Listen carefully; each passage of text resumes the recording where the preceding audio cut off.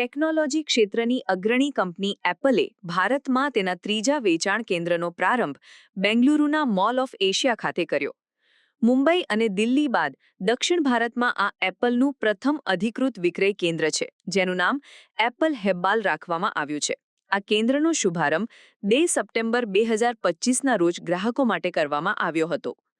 આશરે 8,000 ચોરસ ફૂટમાં ફેલાયેલું આ વેચાણ કેન્દ્ર સંપૂર્ણપણે પુનઃપ્રાપ્ય ઊર્જા પર ચાલે છે અને તે કાર્બન તટસ્થ છે.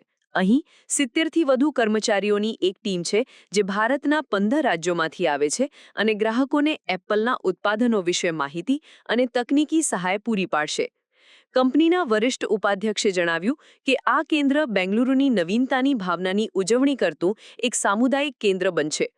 આ નવા કેન્દ્ર પર ગ્રાહકો એપલના તમામ ઉત્પાદનોનો અનુભવ કરી શકશે, જેમાં તાજેતરમાં પ્રસ્તુત થયેલ આઈફોન 16 શ્રેણીનો પણ સમાવેશ થાય છે.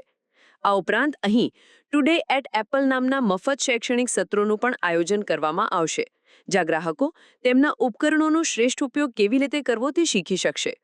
એપલ ટૂંક સમયમાં પુણે ખાતે પણ તેના ચોથા કેન્દ્રનો પ્રારંભ કરવાની યોજના ધરાવે છે.